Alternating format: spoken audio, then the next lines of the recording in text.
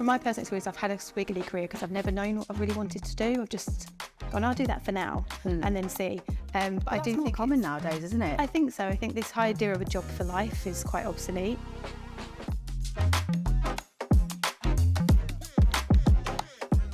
Hello and welcome to Peas in a Pod with me, Charley Marlowe. It's the Primark show where we talk all things wellness. And today, we've only got the amazing Lauren Spearman. Welcome to my show.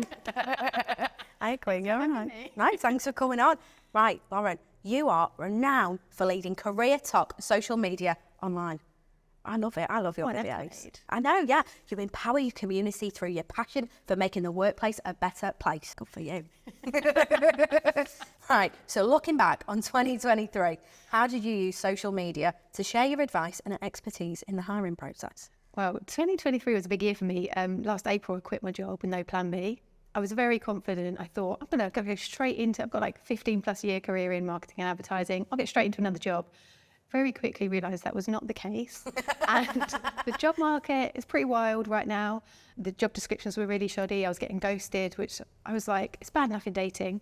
And I really struggled. And I just turned to TikTok one day after feeling so alone and just aired my issues and realised it wasn't me, I wasn't alone. TikTok became a bit of source of therapy for me. And I used it to document my journey looking for work. And now I've gone freelance. That's a few months ago. And it was the complete transparency and the struggle was the best decision I ever made to share that.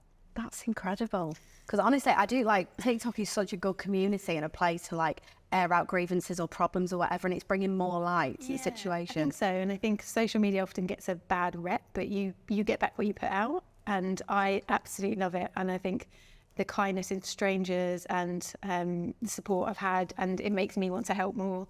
So yeah, I love it. We love a bit of TikTok over here. Right, talking about the community you've inspired, what do you hope they get from your content? I like to lead with uplifting honesty, I call it. I'm very transparent, but I try to be positive with it.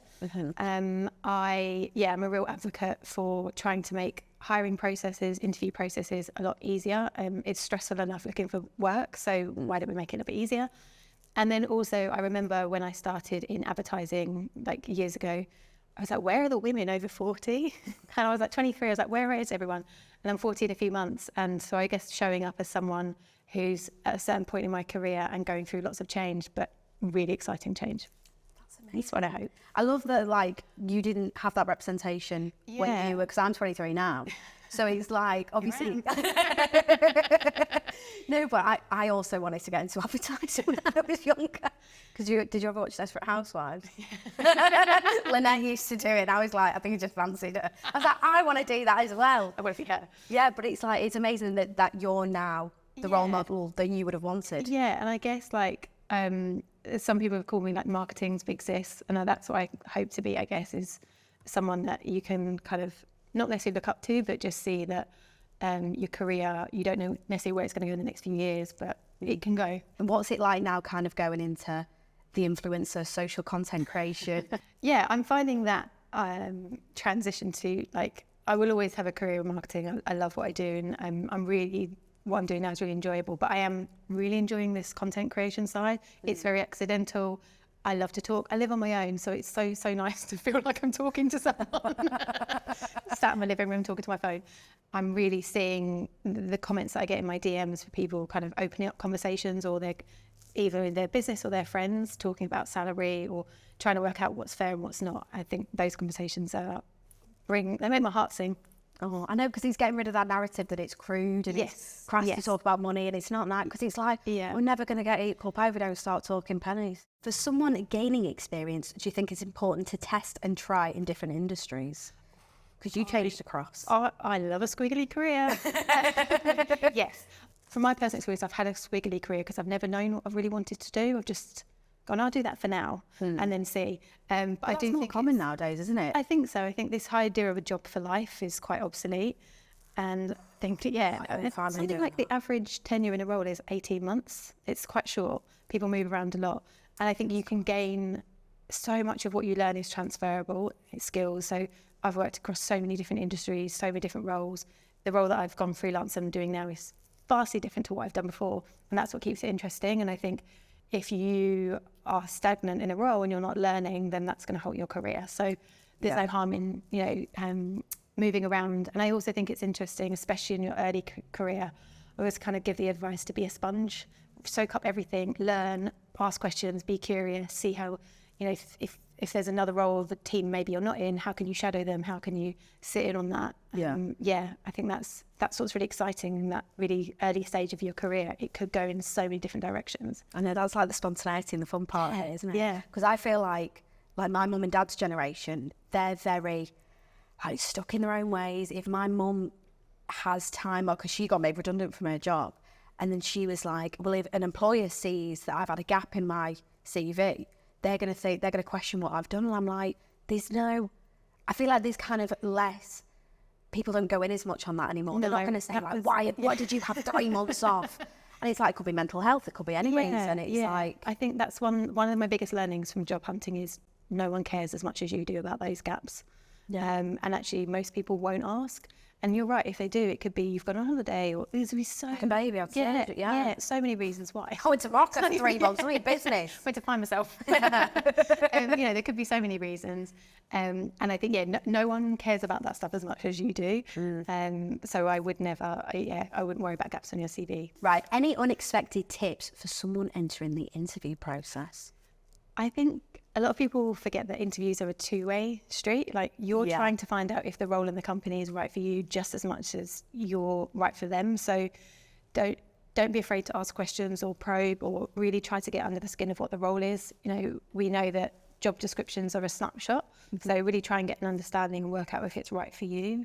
As someone who talks openly about their past job search, how have you gained self-confidence when it comes to interviewing? Yeah, do you feel like you're I've had lots of practice interviews. Yeah. Practice for sure with interview questions. I think a lot of my confidence is probably 2 things. One, as my career's progressed, when I'm interviewing, often I can demonstrate or answer questions because of my experience. So in your early career, a lot of it is theoretical, like, I haven't done that, but I could do. Whereas where I am now in my career, I can demonstrate I've done something. So the confidence has probably come from experience. But also, I've read something years ago, and it was saying how confidence isn't knowing everything, but it's knowing that you'll be able to handle everything. So, for example, every time I step up into a role or I take on a new project, I don't know all the answers. I never have a clue, but I know that I'll be able to work out what the answer is by speaking to the right people or asking the right questions. So being able to navigate tricky situations is where confidence comes from. And then how has it been for you just interviewing other people? I love finding out about people, and I do think the best interviews are when they feel conversational. Yeah. Rather than, because I think I am aware that in an interview situation, as the hiring manager, there is a sense of power because you're making the decisions, a bit more. So I always like to try and make people feel comfortable. But I love finding out about people's experience or what brought them to this stage. I really enjoy that part of it. What we're starting to see now, which is a huge red flag, is tasks in order for people to apply for jobs. Oh yeah, like this is a new level that I'm like, huge tasks that people have to do. And obviously we've all seen TikToks about companies that we want you to put this presentation together, and then ideas get stolen, and I'm like, no. So there's a couple of things you can do around that, and this is something I've been looking into recently because we are seeing more and more of this happen. So I think companies should really look at, when they are setting tasks, it should be like a dummy task or something for a fake brand. So that makes it then easier for them to say that we're not going to take your idea. And then from a talent point of view, I would say to protect your own work, you should follow up with the interview and send it in with a line to say this is for the interview task only and should not be used in live content. But it's something that is becoming more and more commonplace, and I think it leaves a really bad taste in your mouth when companies do that. What is something important that you think gets overlooked? Passion for me is something that I think is a huge differentiator, when it comes to talent. I think when you're interviewing for people, if they've got to an interview stage, it's probably because you've seen something on their CV or their cover letter that stood out. And depending on the role, I'm sure there's lots of people that do the same role, right? The people that really show that they're interested, or they are a customer, or they've got a story to tell you about, why they want to potentially apply.